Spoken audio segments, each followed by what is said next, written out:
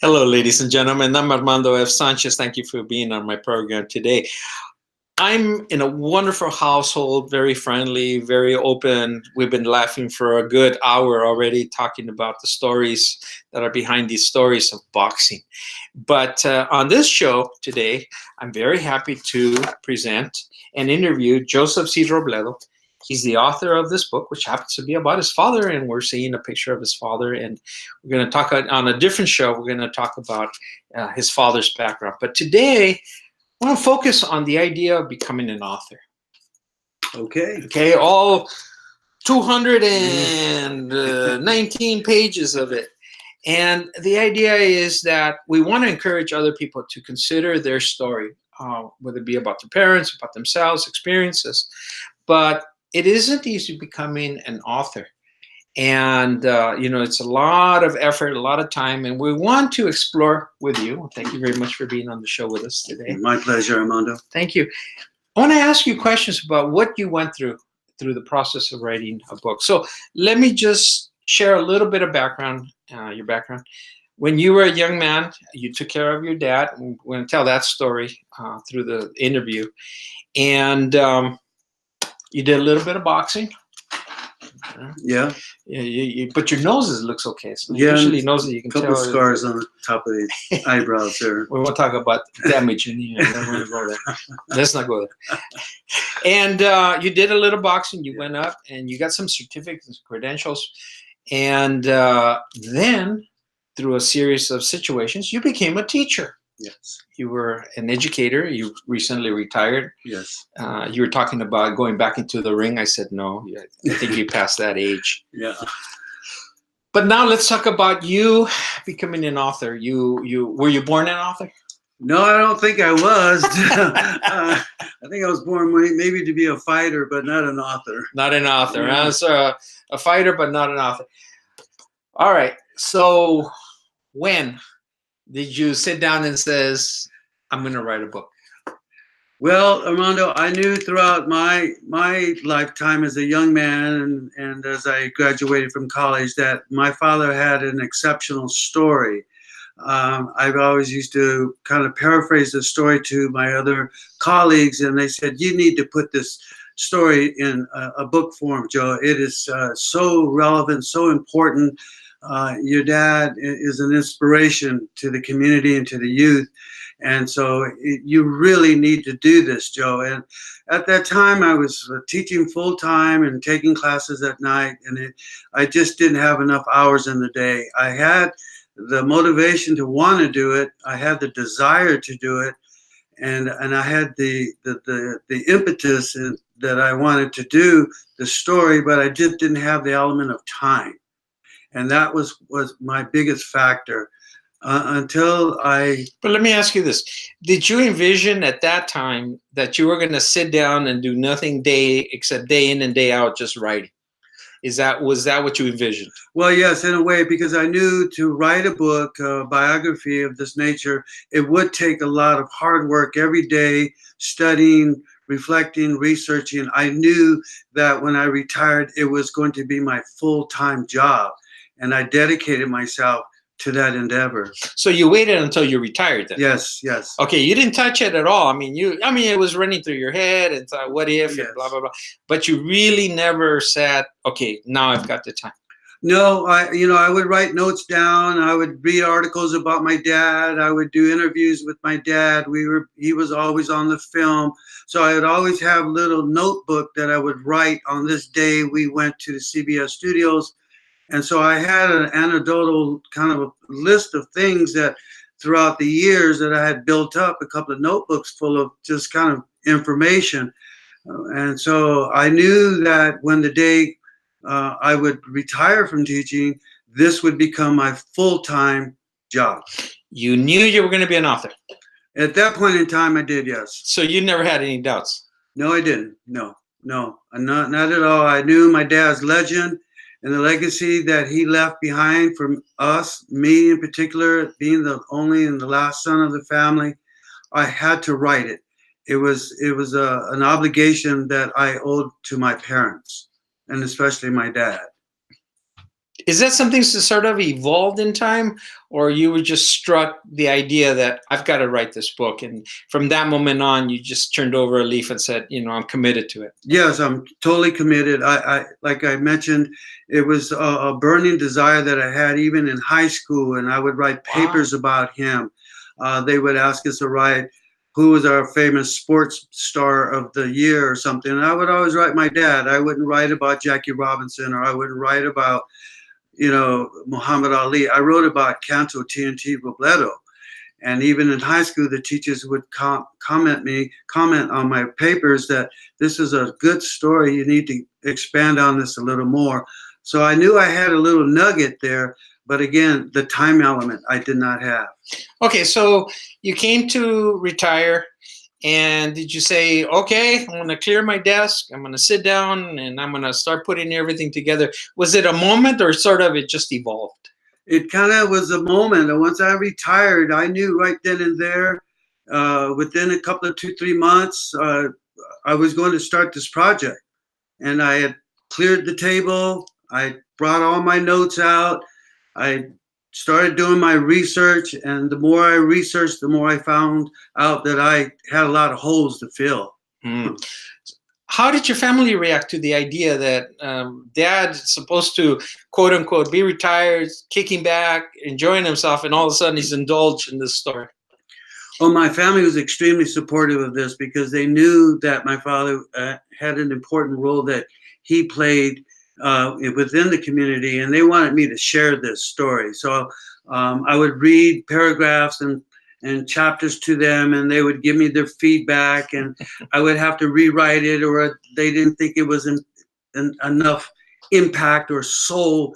So it was constantly rewriting. And then I got to a point where I was going to say, you know what, I don't want to share it with them anymore because I was like, they're too hard of a critic. Yeah, I have to keep writing more and more and more. And I was like, I kept at point was getting frustrated. And then, I just said, you know what, I'm going to sit down behind this computer and with God's will and his guidance, he put me right on the right path. So did you continue reading the passages to them, or you said, you know what, we'll wait until it's finished and then I'll give it to you? Well, my daughter told me that's exactly what my daughter said. When you finish the book, Dad, then I'll read it. My wife was a little more understanding because I guess because we lived together, she had no choice. So I would constantly pull her off and say, I need to read this to you. I have to read this to you. Please sit down. 5 minutes, that's all I would need. And I would bounce it off of her, and she would say, yeah, that's pretty good, but, and then there's some more. But you need to say a little more about this, and you didn't say enough about your mom. And, your mom was this big inspiration. You need to bring her in, Joe. It's not about boxing. It's not about boxing. Your family, your dad, your mom left behind a love story, a story about inspiration, a story about. Now you're Shakespeare. Yes, and so that's the motivation that I got, and it kept me moving forward. Did you incorporate that love story into it? Yes, I did. Yeah, I did. No? Yes, I did. It wasn't just about dodging bullets out there. My wife was, and I owe her a lot of credit because my initial attack of this biography was to write it from a boxing point of view and a boxing story. And I went to the bookstore and I saw there like 30, 40, 50 boxing stories just on a boxing story, but nothing. Getting up on the ring. In the ring and winning the fight and this and that and what they went through. But there wasn't anything about love and tragedy and overcoming the tragedy, and so that's what the novella part. The novella part, and so it's part of the story. It's part of the story. It's a very humanistic story. Mm-hmm. People still call me today and tell me how touched they are and how glad that I was able to write this. It took them down memory lane, which I did during in this particular book. Now, it's hard to sort of say when did you begin, but you're the one sort of stated it. 2 months after you retired, you said, okay, my work from here forward will be the book. Yes. How long did it take you? I would say it took me almost close to 4 years. 4 years. Yeah, to retired in 2018. And I retired in June, and I started writing right away in September, October, because I looked at it as a new school year. Because I was always on a cycle as a teacher. You're always on a cycle.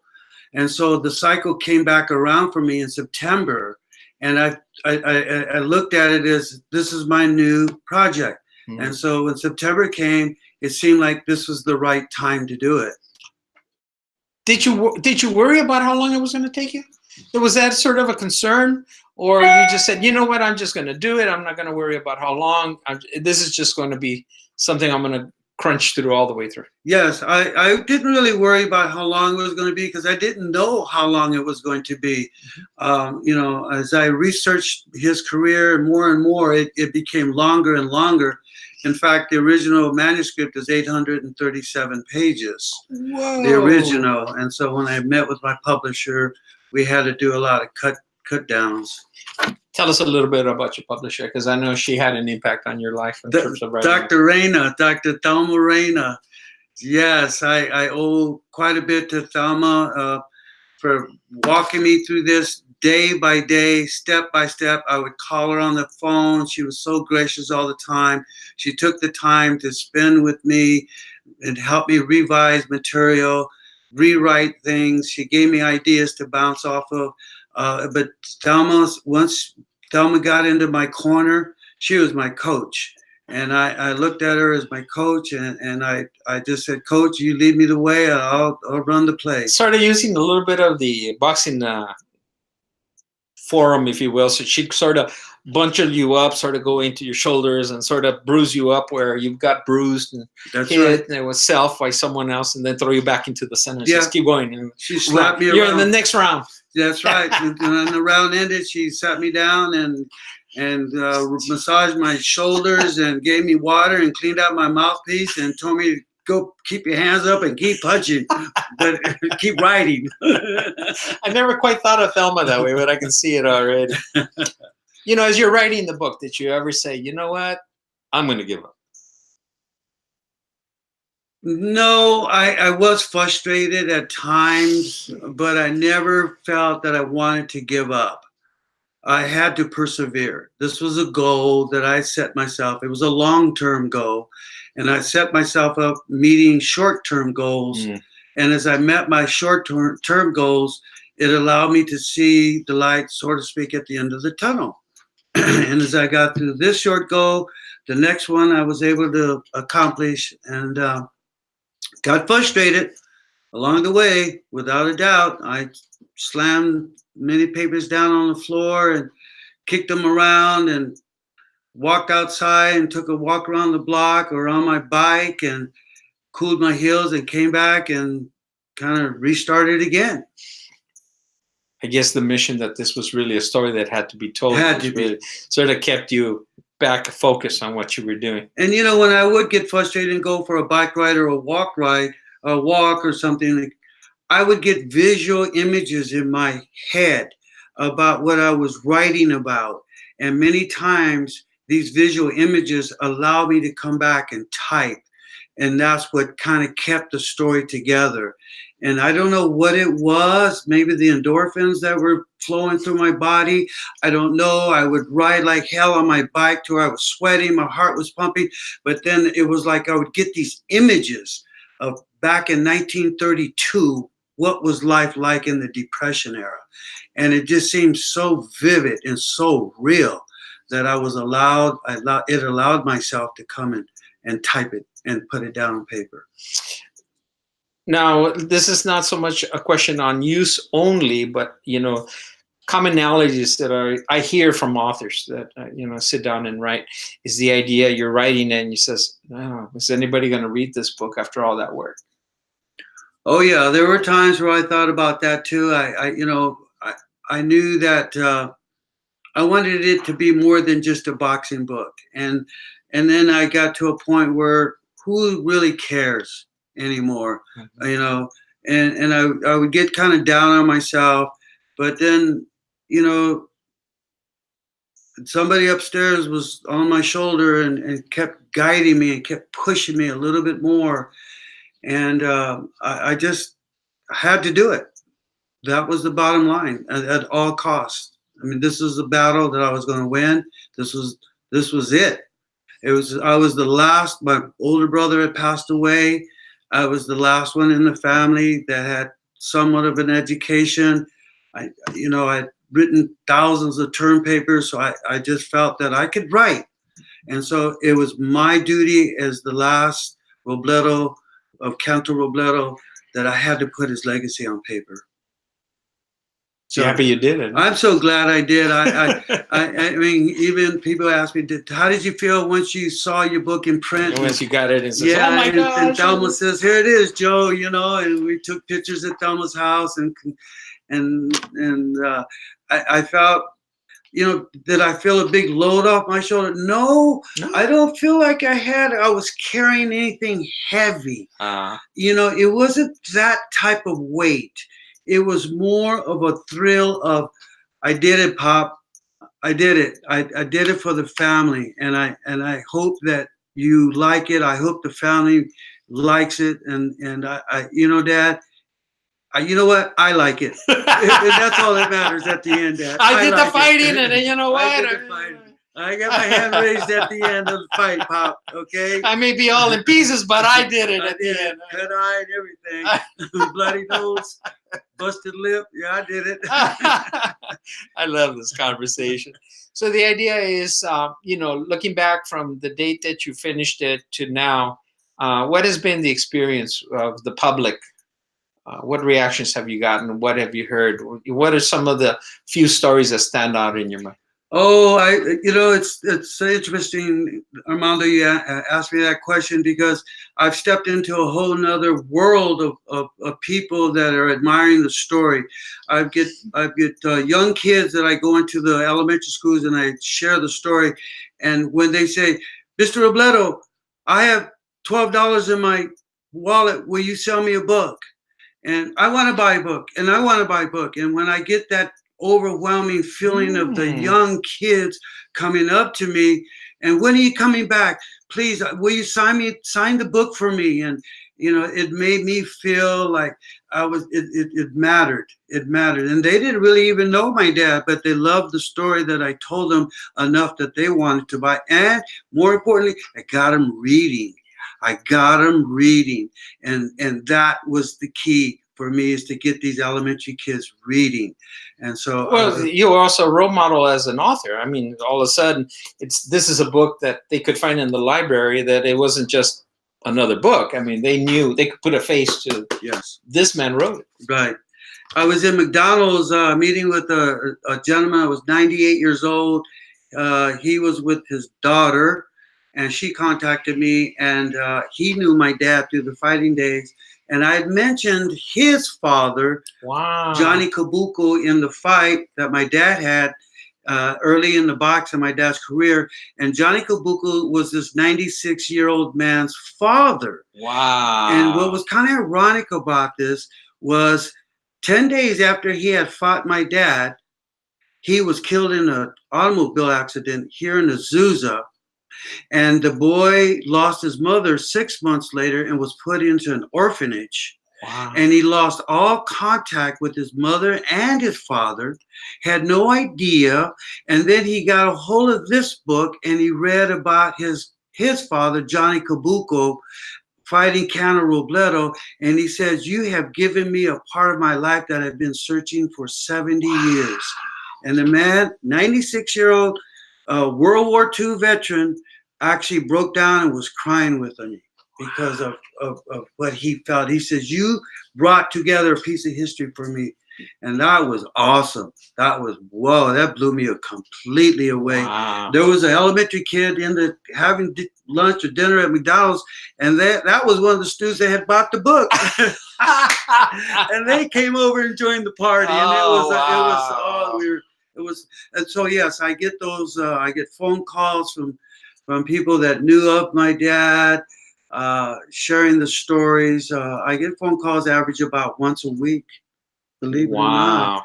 Yeah. If the book hadn't been out, you wouldn't have made all these associations and all these contacts, which adds more flavor to the stories. Yes. Yes, Wow. yes, and even my old high school friends that I hadn't seen since graduate, they got a hold of me because they heard of the book out on the market, and so it was good reconnecting that way as well. Wow. Now, we're almost at the end of the story, but Okay. let me first ask you, on the book, Blood on the Canvas. I love the title. It's really powerful, strong. Blood on the Canvas. So someone picks up the book. How do they get a hold of you? How do they find out about you? Is email in here, or Yes. they look you up on Facebook? Blah blah blah. Well, yeah, that or my email is TNT Rob ROB 50 @AOL.com. I also have that same address, but instead of AOL, it's Gmail. So you can reach me at either way. It's on Amazon Books. You can go to Amazon Books and read many of the reviews, real positive reviews there. Or Facebook. C Robledo has his own Facebook page. So yeah, please get a hold of me, and I'd be more than happy to send you a book out, autograph it to you, and yeah, he's got it right there. Once I started reading, I couldn't stop. I could see the emotions. I could see, and just quickly, as we're almost ready to end, I got one more question for you. On page 116, you got a picture of I think it's the front, The championship belt. Is that the one? That's the one right here. All right, I'm standing right in front. That's it. Oh, hey, that's really cool. Yeah. You know, I've never seen a belt. Oh. I mean, other pictures, Yeah, but yeah. a real one? Up close and personal. Up close and personal. That is really awesome. Yeah, my dad won that belt in 1932. He defeated Speedy Datto for the Pacific Bantamweight Championship title. He was ranked number 2 in the world and ready to fight Panama Al Brown, Paris, France, when the tragedy happened to him at the age of 20.